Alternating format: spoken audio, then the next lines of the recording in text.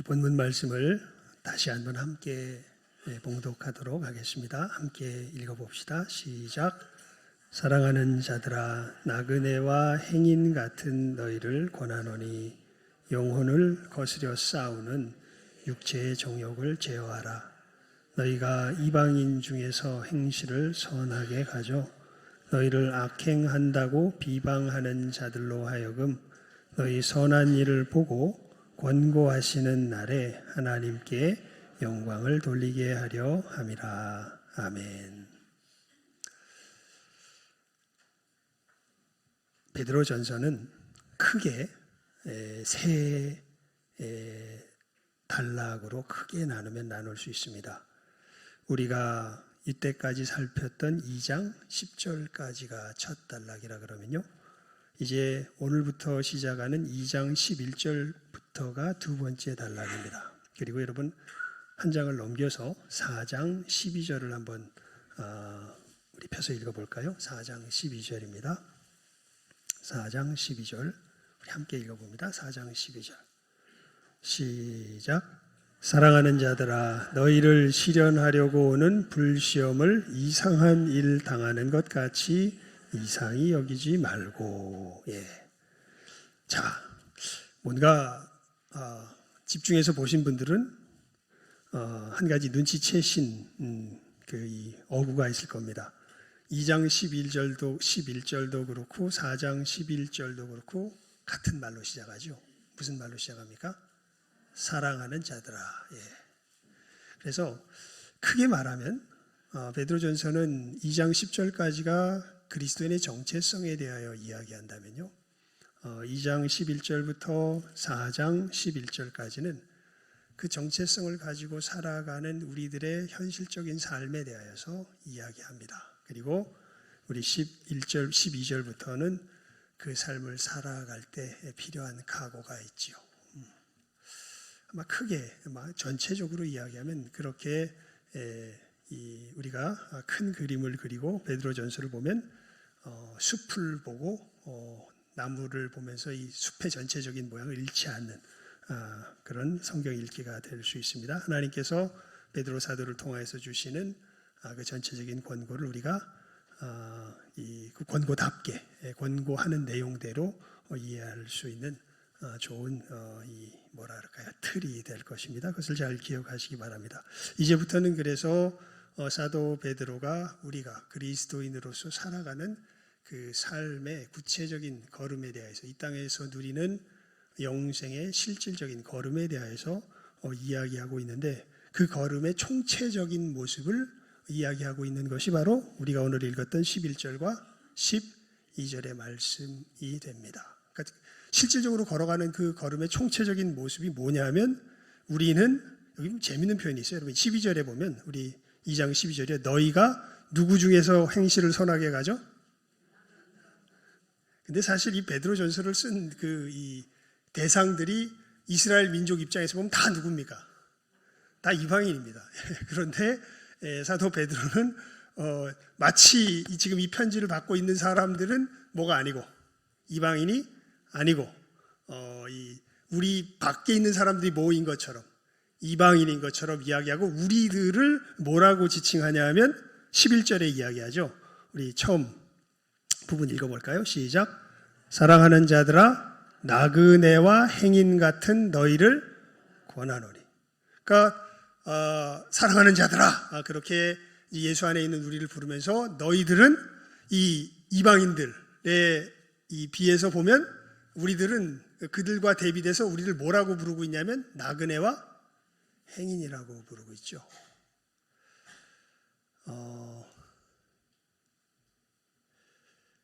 요즘 축구가 난리지 않습니까? 축구가 난리죠. 특히 영국에서 손흥민 선수가 참 대단한 바람을, 돌풍을 일으키고 있는 것을 보게 됩니다. 정확히는 모르겠는데 손흥민 선수가 이렇게 축구 선수로서 이렇게 행동하는 모습 보면, 저 사람 모르겠다. 저 사람이 공식적으로 어떻게 밝히는지 모르겠는데 하는 요즘이 아니라 살아온 모습 보면 저 사람은 아마도 예수님을 믿는 사람 같다 이런 생각이 들 정도입니다. 왜 그러냐 하면 정말 이 드러나는 모습을 이렇게 이제 그 손흥민 씨가 이제 유명해지면서 그 사람에 대한 주변의 소식들이 이제 유튜브에 막 돌잖아요. 그 이야기를 이렇게 들어보면 특히 토트넘 구단 자체가 잉글랜드 영국의 굉장히 뭐랄까 편향적인 그런 식으로 구단을 운영해 왔던 것이 드러나는데 거기에 대해서 뭐 이런 반구 불만 불평하지 않고 그냥 묵묵하게 거기서 축구해 오다가 이제 자기가 주장이 되어서 이제 케인이 떠나면서 토트넘 망할 거다 이랬는데 오히려 지금 리그 최고의 모처럼 만에 최고의 성적을 거두면서 그 사람을 중심으로 지금 손흥민 같은 리더가 필요하다면서 모든 감독들이 칭찬하는 그러한 선수로서 지금 이렇게 활약을 하고 있지 않습니까? 그러니까 그 얘기를 이렇게 보면서 야 손흥민 씨가 동양인으로 거기서 어마어마한 뭘 받았구나. 사실은 배척과 핍박을 받았구나라는 것을 이렇게 그 이야기를 이렇게 통해서 보면 알 수 있습니다. 왜냐하면 손흥민은 그 영국 사람들 입장에서 보면 나그네와 이방인이 자기들과 같지 않습니다. 여러분 사도가 우리를 세상 가운데서 이야기하는 이 표현을 우리가 잘 마음속에 새길 필요가 있습니다. 우리는 세상에 사는 사람들하고 이렇게 같이 붙어 있으면 우리는 누구예요? 이방인입니다. 나그네와 행인입니다. 왜 그러냐면요. 중요한데 삶이 달라요. 여러분 그걸 아십니까? 그리스도인은요 다른 삶을 살아요. 말 그대로 삶이 다릅니다. 이방인들이 사는 삶과 그리스도인들이 사는 삶은 아예 어떤 삶이에요? 다른 삶이에요. 만약에 교회 밖에 있는 사람이 교회 안에 들어와서 교회가 이거야? 뭐 세상과 다를 게 없네. 그러면 거기는 살아있는 교회라기보단 어떤 교회일까요? 죽어있는 교회입니다. 세상과 다를 게 없네.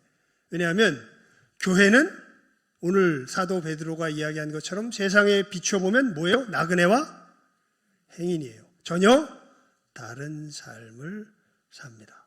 어떤 면에서 다를까요? 이 부분이 다르고요. 이 부분이 다르기 때문에 세상은 우리를 미워해요. 다르니까 세상이 매력을 느끼겠지. No! 천만의 말씀입니다. 세상은요, 우리를 뭐 한다고요? 저기, 다이어? 거기 보니까 이 케인, 다이어, 요리스인가 해가지고 요 세 사람이 예전에 토트넘 팀을 보면요. 똘똘 뭉쳐가지고 사실은 굉장히 자기들 잉글랜드 영국 자기들만의 색채를 견고하게 지키기 위해서 겉으로는 뭐하는 척해도 여러 선수들을 배척하면서 그 팀이 운영됐던 것이 그 토트넘 팀이라 그럽니다. 이제 그게 감독이 바뀌고 또 이제 손흥민이 주장이 되면서 이제 바뀌면서 여러 가지 지금 새로운 일들이 일어나고 있다고 지금 얘기를 하는데 아예 미워합니다. 겉으로는 이렇게 하는 척해도요. 그 얘기를 들어보니까 그 속으로는 좋아하지 않는 것 같더라고요. 손흥민 씨를 케인이나 여러 사람들이 그냥 축구를 잘하니까 옆에 붙여주는 거지. 그래도 너는 우리 미치다 이런 식의 생각을 가지고서 그렇게 대우를 했던 것 같아요. 그렇게 얘기를 그렇게 만들어서 그런지 쭉 들어보니까 그런 식의 이야기가 지금 전개되고 있는 것이 들려집니다. 마찬가지로 여러분 이 세상에서 우리들은요 결코 뭘 못 받을까요? 환영을 못 받습니다. 환영을 못 받는 정도가 아니라 우리처럼 살아가면 생명이 유지되지 않는다고 생각하고 그런 삶을 파멸코자 하는 것이 세상의 우리를 향한 태도입니다. 도대체 세상의 삶은 뭐고 우리들의 삶은 뭐이기에 그럴까요? 여러분 아마 이것을 제가 고민하면서 요약한 말은 여러분들도 뭐 익히 이 단위에서 많이 들었을 겁니다. 세상의 삶의 핵심은요, 결국은 우리가 어떻게 살아가는가, 우리의 생명을 어떻게 유지되는가. 세상은요, 움키는 나의 손으로 우리 생명은 유지된다, 이 정신으로 살아갑니다. 잘 기억하세요. 세상은 우리가 어떻게 살아가요? 움키는 나의 손으로. 그러니까 누구 손을 의지해서 살아가요? 결국 세상은 자기 손을 의지해서 살아갑니다. 우리 신명기 11장 한번 볼까요? 신명기 11장입니다. 신명기 11장.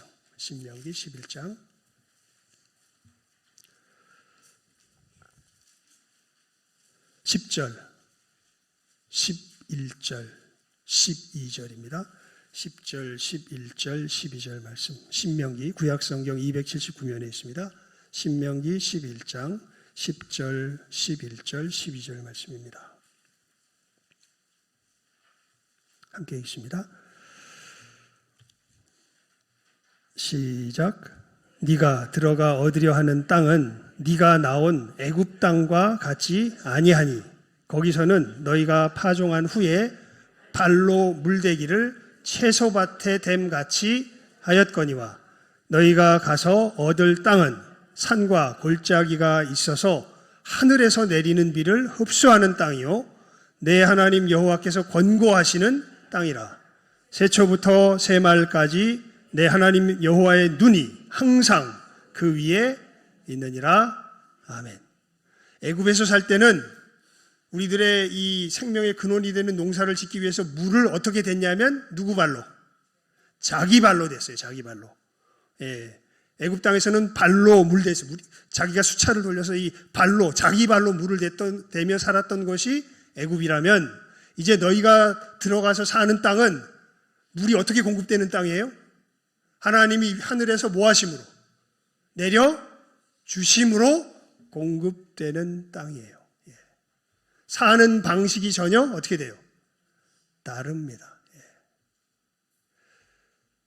세상 사람들은 움키는, 돌리는 자기 손으로 살아가는 사람들이라면요, 여러분 이 하나님 나라의 백성들은 부으시는 하나님의 손을 의지해서 살아가는 사람들입니다.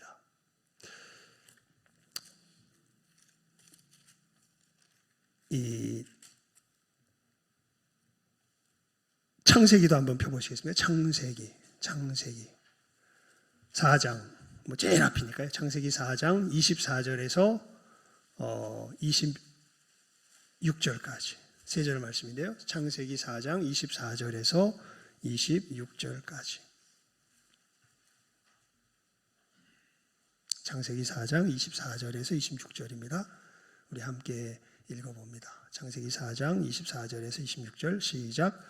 가인을 위하여는 벌이 7배일진데 라멕을 위하여는 벌이 77배이로다 하였더라.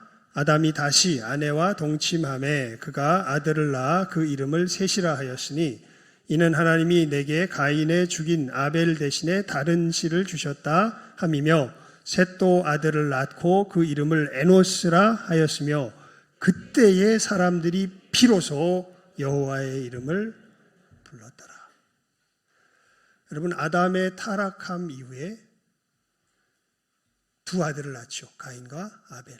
가인이 아벨을 쳐서 죽입니다. 하나님께 대한 어떤 질투 속에서 자기의 동생을 쳐서 죽이죠. 그래서 가인에게 하나님께서 벌을 내리시죠.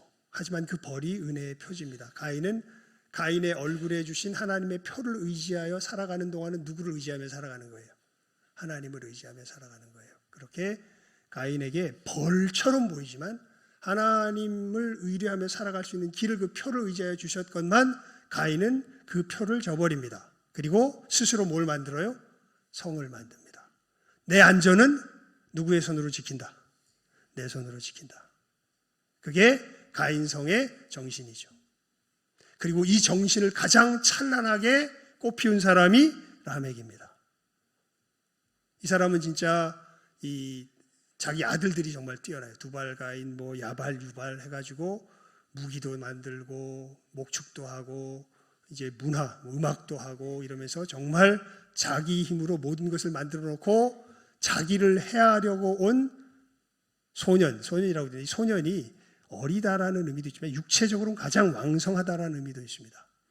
그러니까 진짜 육체적으로 왕성한 힘을 가진 소년이 자기를 해하려고 왔을 때 이 소년을, 그래서 자기도 이 소년과 대결을 벌이다가 상처를 입어요. 그런데 이 상처를 극복하고 이 소년을 자기 손으로 어떻게 하냐면 죽입니다. 나를 해하려고 온 소년을 죽여요. 그리고 라멕이 하는 말이 뭐냐면 24절이에요. 가인을 위하여는 벌이 7배일진데 라멕을 위하여는 벌이 몇 배이라? 77배. 무슨 얘기냐면 하나님이 가인 건드리는 사람 벌 7배 준다고? 나 건드려봐. 내가 몇 배 줘? 77배 줘. 이 뜻입니다. 그러니까 내 삶의 안전과 내 삶의 모든 것은 누구 힘으로 지킨다? 내 힘으로 지킨다. 이게 가인의 하나님을 떠난 정신을 계승한 라멕이 찬란하게 꽃피운 그 삶의 모습입니다. 그리고 하나님께서 그 가인 대신 누구를 주세요? 셋을 주시죠. 이 아담의 그 아벨 대신에 다른 셋을 주셨다. 그리고 셋이 에노스를 낳으면서 그 셋의 자손들이 퍼지기 시작할 때, 그때에 비로소 사람들이 누구의 이름을 불렀더라? 여호와의 이름을 불렀더라. 그러니까 이 사람들은 누구를 의지해서 살아가는 사람들이에요? 하나님을 의지해서 살아가는 사람들이에요. 그러니까 세상은 이 아담의 타락 이후로 늘 이 두 부류로 나누어져 있는 것을 보게 됩니다. 여러분, 이 둘은요, 일단 서로 뭐 할 수밖에 없냐면, 뭐 할 수밖에 없을까요? 미워할 수밖에 없습니다. 여러분, 이 착각하시면 안 돼요. 우리가 하나님을 의지해서 살아가면 세상 사람들이 우리를 좋아할 거야. 절대 좋아하지 않습니다. 세상 사람들 우리를 미워하고 증오하고 사실 우리를 박멸하기를 원해요. 싫거든요.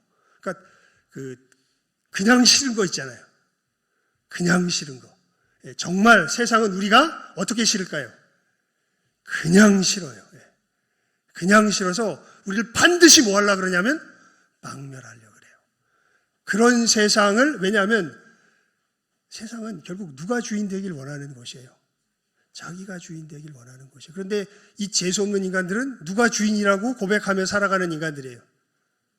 야, 우리의 주인은 누가 아니야?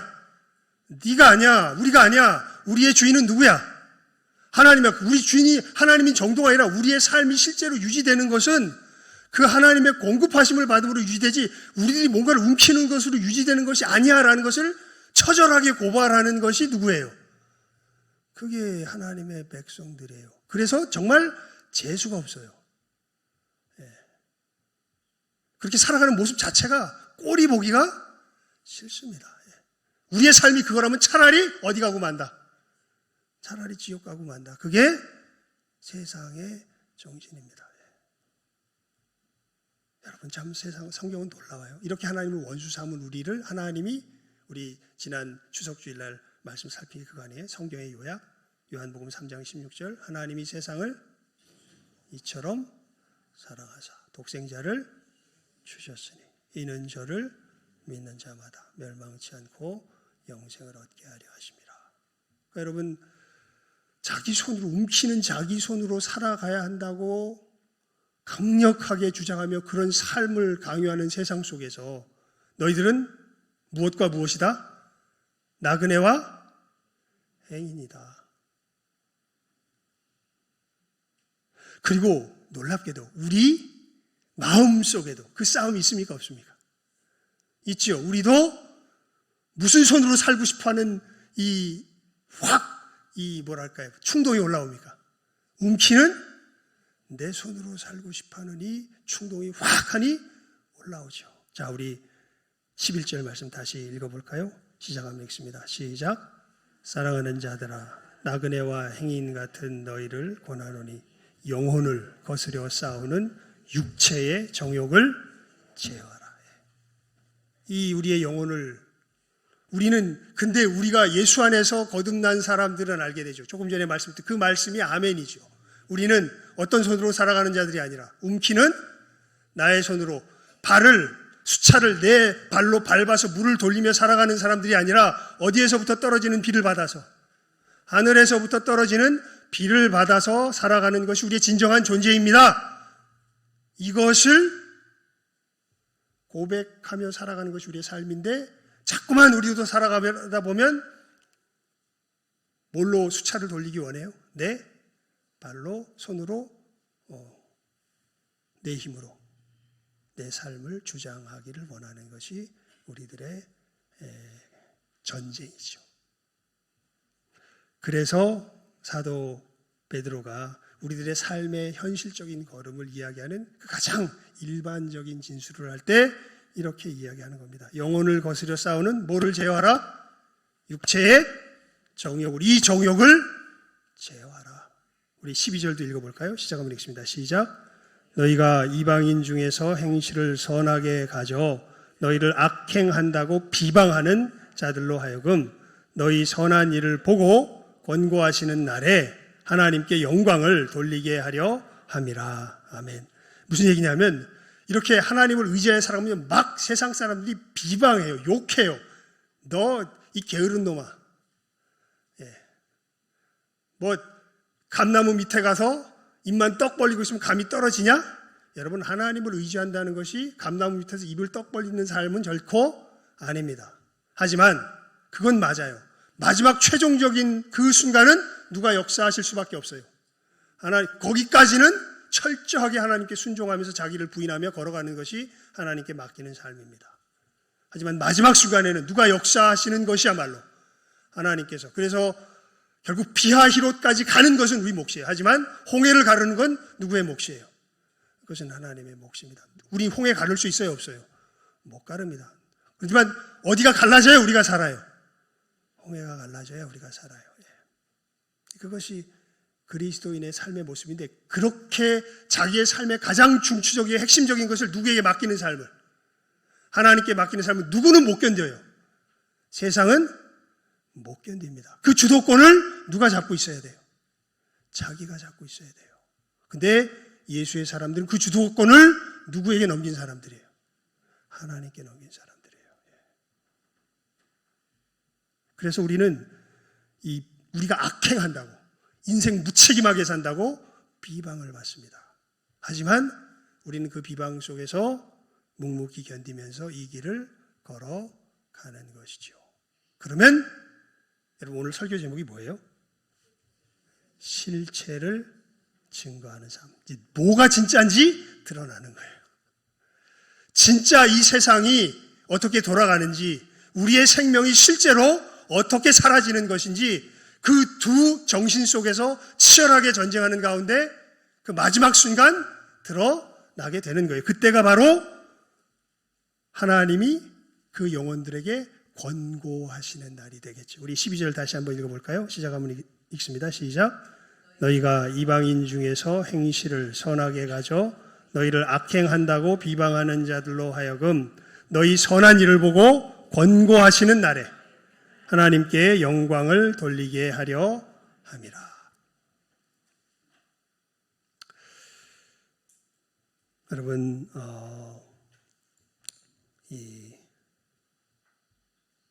그래서 하나님께서 먼저 이스라엘을 훈련시키시죠. 우리 구약 성경을 보게 되면 이스라엘 백성들을요, 광야길을 걷게 하세요. 여러분, 하나님의 백성은요, 반드시 어느 길을 걷게 될까요? 광야길을 걷게 되어 있습니다. 누구도 피할 수 없습니다. 나는 싫어요, 안 갈래요, 필요 없습니다. 반드시 어떻게 되어 있어요? 걸어가게 되어 있습니다. 우리 신명기 8장 한번 펴볼까요? 신명기 8장입니다. 신명기 8장. 신명기 8장.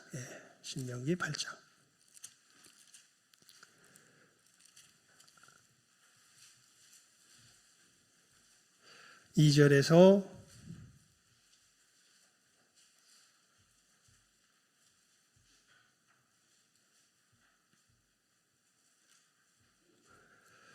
6절까지.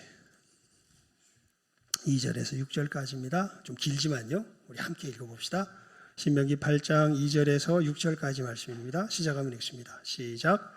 네 하나님 여호와께서 이 40년 동안에 너로 광야의 길을 걷게 하신 것을 기억하라. 이는 너를 낮추시며 너를 시험하사 네 마음이 어떠한지 그 명령을 지키는지 아니 지키는지 알려 하심이라.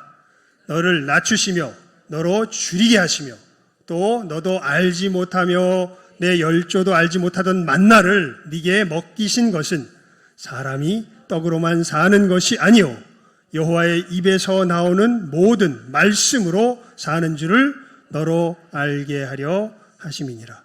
이 40년 동안에 네 의복이 헤어지지 아니하였고 네 발이 부르지 아니하였느니라.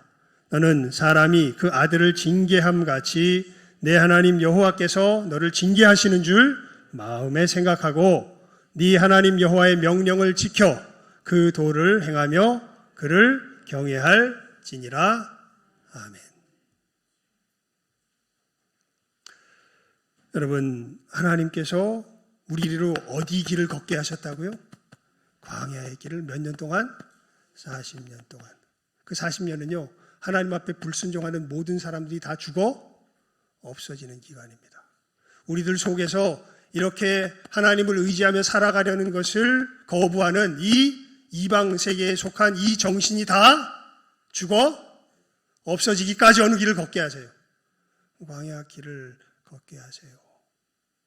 그러면서 처절하게 배우게 하십니다. 사람이 무엇으로 사는 것이 아니라 떡으로 사는 것이 아니라 하나님의 입으로 나오는 모든 말씀으로 사는 것을 처절하게 배우게 하죠. 징계하시면서까지 그렇게 살아가는 것이 여러분 우리들의 삶이요. 그러면서 보여주는 거죠. 야, 여러분들 잘 아십시오. 우리는요, 움키는 우리들의 손을 의지하여 살아가는 존재가 아닙니다. 우리들의 생명은 부으시는 누구의 손을 통하여서?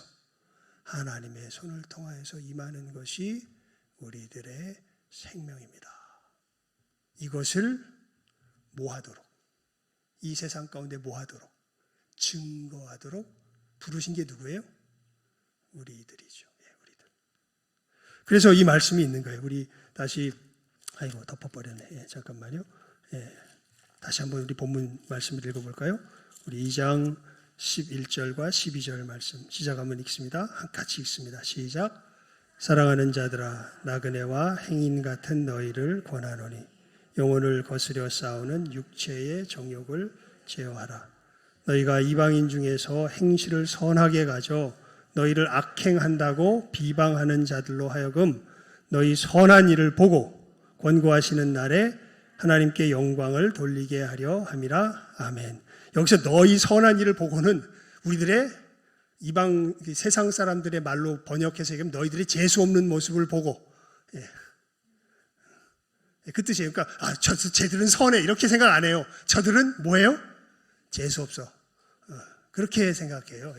왜냐하면 어떻게 살아가니까 의지해서 살아가니까 재수 없지. 어떻게 살아가야 멋진데? 지 힘으로 살아가야 멋진데 의지하면서 살아가니까 재수 없죠. 그런데 그것이야말로 진정한 우리가 재수 없다고 비방을 받아도 사람들이 우리를 욕해도 진정한 삶의 길은 수차를 돌리는 내 발에 있는 것이 아니라 하늘로부터 비를 내리신 누구의 손에 있다? 하나님의 손에. 비방해도 우리를 재수 없다 그래도 이것이 진정한 삶의 길입니다. 내가 이 하나님을 믿듯이 누구도 당신도 이 하나님을 믿으십시오. 이 하나님 앞으로 돌아오십시오. 그것을 전하는 것이 누구의 삶의 길이에요? 우리 그리스도인의 삶의 길이죠. 그리고 언젠가는 드러나게 돼요. 누가 진짜인지. 그게 하나님이 뭐 하시는 날이에요? 권고하시는 날이에요.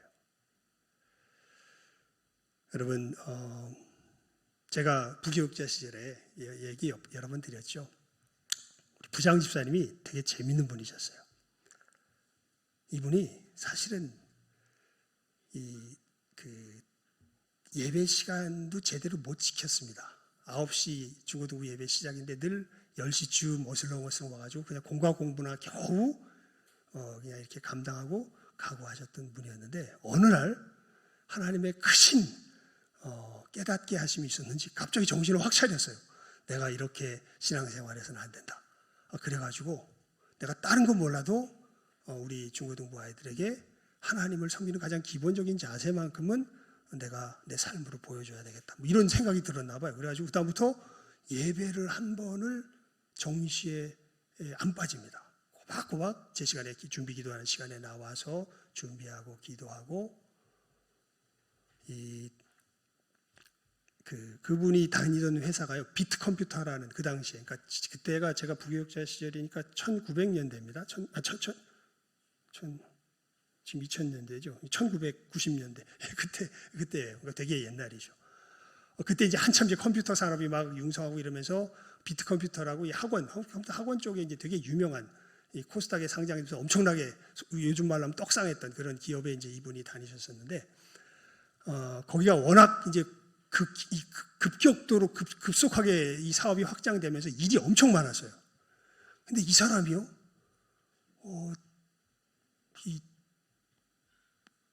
이 회사 사장 입장에서 골치 아픈 인간인 거예요. 왜냐하면 그렇게 열심히 월요일부터 토요일까지 일하다가 주일만 되면 안 해, 일을. 어디 가야 된다고? 교회 가야 된다고. 일을 안 해. 그러면서 자기가 해야 될 일이 있다면 다 준비해 놓고 그거나 여기다 이렇게 자기 할 일은 다 해놓고 해서 맡겨놓고 가고, 심지어는 이분이요 이 부분에 있어서 얼마나 스스로를 철저하게 하나님 앞에서 자기를 갖다 복종시켰냐면 이 교회 수련회가 있잖아요. 보통 그 당시에는 3박 4일, 요즘은 뭐 2박 3일, 뭐 1박 2일 이렇게 가지만 그 당시는 보통 3박 4일 갔거든요. 3박 4일 가면은 그 시간에 맞춰서 휴가를 딱 내놓습니다. 근데 거기 확장하는 이 사업체였으니까 막 해외 출장 해외 출장을 그때 막 누구나 너도 나도, 우리 그때 해외 잘 못 가봤을 때 아니에요?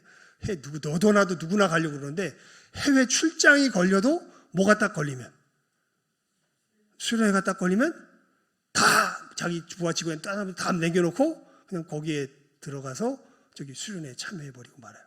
이 회사 사장이 아주 엄청난 불교도입니다. 아주 미워? 죽어요. 이거 자르고 싶어요. 그리고 이 집사님이 스스로 얘기해요. 자기가 그렇게 능력이 뛰어난 사람은 아니랍니다. 그냥 성실한 사람이지 능력이 그렇게 뛰어난 사람은 아니었어요. 그런데 놀랍게 이 회사 사장이 이 사람을 잘랐을까요? 못 잘랐을까요?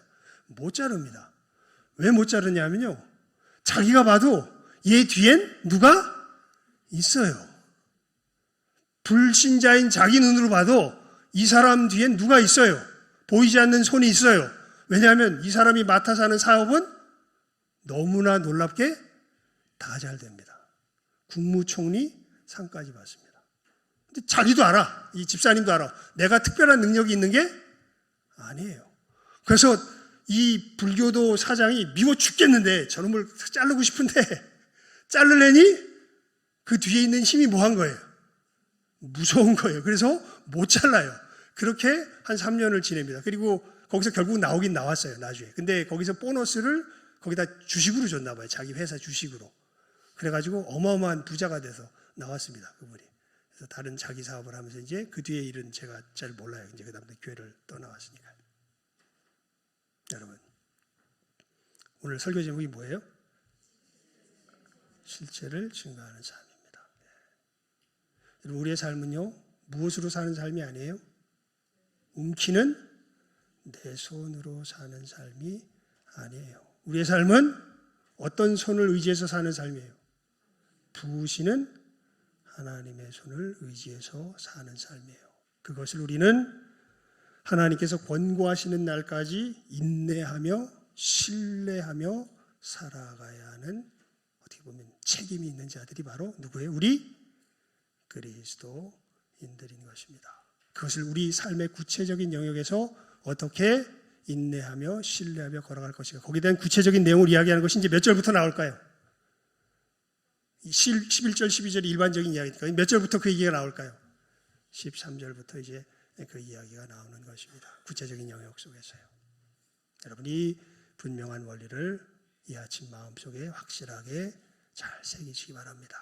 조롱할 거예요. 비웃을 거예요. 그리고 고통을 당할 겁니다. 하지만 분명히 기억하십시오. 우리는 무슨 손을 의지해서 살아가는 존재들이 아니라 움키는 내 손을 의지해서 살아가는 존재들이 아니라 부으시는 하나님의 손을 의지해서 살아가는 존재들로 주님께서 바꾸셨다는 이 분명한 믿음을 확실히 가지시고 이 믿음의 걸음 승리하며 걸어가시는 이 시간 함께하는 우리 모든 귀한 영혼들 다 될 수 있기를 주님의 이름으로 축원을 드립니다.